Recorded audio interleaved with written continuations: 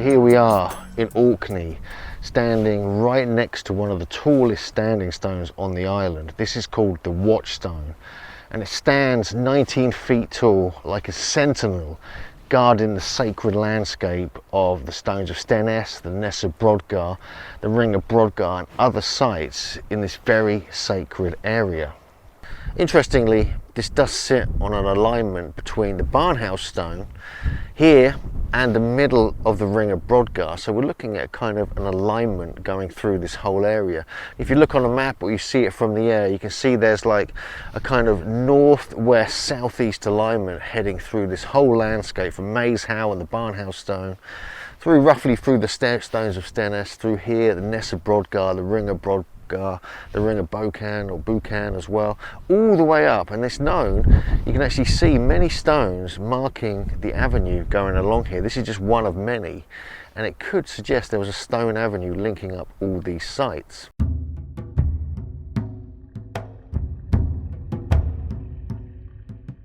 So you can virtually see the way this almost lines up with the stones of Stenness. It's the same type of stone, it's the same thin sandstone, this calciferous sandstone.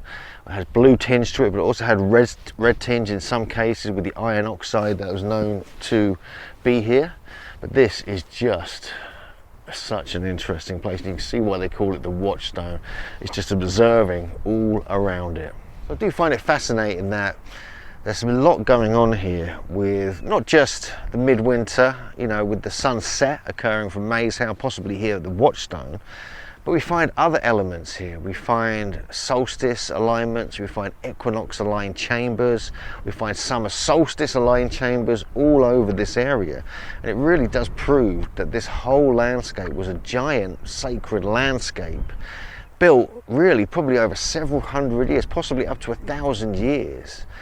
But the Watchstone here may have been one of the earliest sites here, because it marks very close to the edge of the Ness of Brodgar, which is just over the bridge here really, and it continues up to the Ring of Brodgar. We know that dates to at least 3,400 BC, but we also have the stones of Stenness just over there, and over in that direction you can see, you can just about see Maze Howe in the very distance, and also in front of that we also have Barnhouse, which dates to at least 3,400 BC as well. We know that because carbon dating has proved that to be the case. But if we walk up this road, we will actually see different stones marking a potential avenue.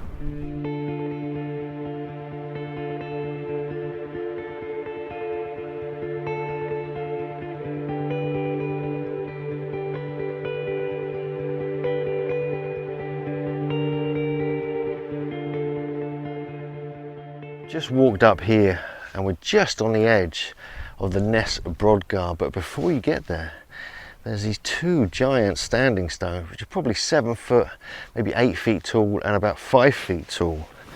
You can clearly see them, they're in front of this house, but this is actually part of the Ness of Brodgar. So we have one there and we have another one just there, and you can see these are not small standing stones. And I believe they mark a whole alignment going through the Ness of Brodgar all the way up to the Ring of Brodgar and beyond. So this is one of many standing stones in this entire area. And as I walk towards the stones of Stenness, you can see the scale of this stone kind of building behind me.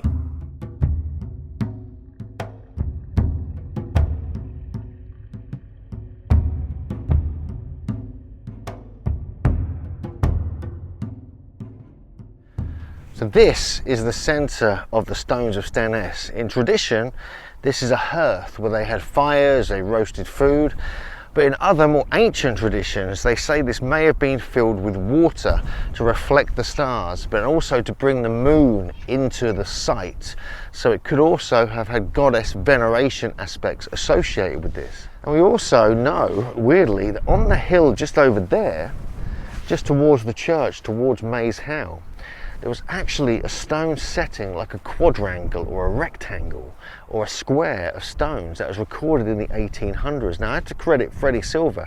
He alerted me to this in his new book about Scotland, and this, but it was recorded, and so all the stones have now gone. There's nothing there, but just on that hillock there, just with the church just behind it, with Maze Hill further in the distance, this suggests a connection possibly with the Crocuno rectangle, the Crocuno quadrilateral in Brittany, France, the Xerez quadrilateral in Portugal, and we have other sites like this. And we must remember, these are some of the oldest megalithic sites I just mentioned there. So was there something much older going on here? Now, although burials and carbon dating have been made from bones of humans and animals that were found in the henge or ditch, that date it to at least 3100 BC. At the Ring of Brodgar in the ditch there and in other parts of the site, they found dating that goes back nearly 6,000 or 7,000 years. So is the site that old, or was this area just used at this time? We also must remember that although only about 3.5 or 4 stones exist here now, there were at least 11 stones, possibly 12, and they were destroyed in 1814 by a farmer just over the way there, and he even broke the Odin stone, which was a famous stone that had a hole in it, which was used for marriages, for deals, for agreements, and to make binding law, if you like, all under the auspices of Odin. So this stone here is only about 8 inches thick and about 4 feet wide and about 19 feet tall. And notice the angle on it. Now these form naturally in the kind of stone, the kind of sandstone you get around here, but the angles, when noted and looking over towards the hills of Hoy, it's been thought that that may actually mark where the sun sets during the winter solstice. It could mark a very similar angle. There's even suggestions that Orion may be involved with this, with both of these stones and other stones in the area, and they were pointing to the observation of Orion going back many, many thousands of years. So we know that there was a causeway leading out from the site going towards Barnhouse, basically towards the northwest. We also know that although the stone circle itself is kind of in an oval, as is the henge, the full width of the henge goes to up to 144 feet, with the main stone circle area about 90 by 105 feet. These blade-like stones are up to 19 feet tall. They were excavated from at least 5 miles away. There is a quarry just above the Ring of Brodgar, near the Ring of Bocan, so they may have come from there, but it does seem like there was an amazing amount of work done to create this site. And the stones themselves would have been placed inside this bedrock. Now this is absolute bedrock, carved flat, the stones placed with gravel, mud and clay. There's even cement type stuff has been found inside it, suggesting that either this is ancient or it was recast and they were placed back in the holes in more recent times. Also, the whole ditch here, the henge, is carved out of solid bedrock, and they say they did it with antler picks. Now that is amazing in its own right. We also know that there were many other stones in the area, but going back to the 17 and 1800s, at least 5 or 6 stones that have now vanished once existed all around this area. Obviously we have the famous Odin stone with the hole in it, which was linked with all these different traditions. In fact, one of the traditions states that it was a giantess who actually placed it there. So we have these giant stories associated with this area as well as obviously in Maze Hill, we have the story of the 10-foot skeleton and the 2 female mummies found in there as well, which we feature in our book, The Giants of Stonehenge in Ancient Britain. So that obviously was connected with this general area. And even in Maze Hill itself, we have standing stones, and extra standing stones were found, at least the bases of them were, or the pits where they would have gone in. And so there's a huge amount that has gone missing from this area, considering there's only like 3 or 4 stones left in the stones of Stenness from a possible 12. and is the earliest known henge in Britain, dating to at least 3100 BC. So it's absolutely amazing the scale of what was once here when you consider all the other sites in this great complex. And I think the shadows, you can see all the shadows here, and I think they played an important part, much like Terence Meaden has decoded with his work, and they were actually part of a shadow play that stretched all the way from here to the Ness of Brodgar, all the way up to the Ring of Brodgar. And I believe in the distance there you can see the Watchstone. Just over the street from that was the Odin stone. There was another stone there as well, so there's 3 there. There's 2 in front of the house up there, and there's more in the gardens, even the Comet stone just before we reach the Ring of Brodgar over in the distance, just to the left there of the Ness of Brodgar. And so there could have been an avenue here, and these, you know, it could have been going all the way up, because we know the northern part of this site had like a causeway which may have twisted over there towards Barnhouse and then continued up past the Watchstone, the Odin stone, Comet stone to the Ring of Brodgar. I believe that may indeed have been the case. Here we have an unusual stone. This is almost like being bent or collapsed.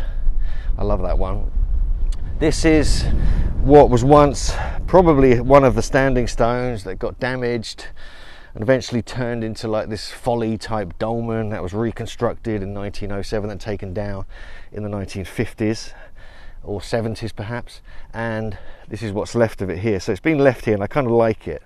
It looks like a kind of orientation point where you would stand within the stone circle, although we know this is probably a modern thing.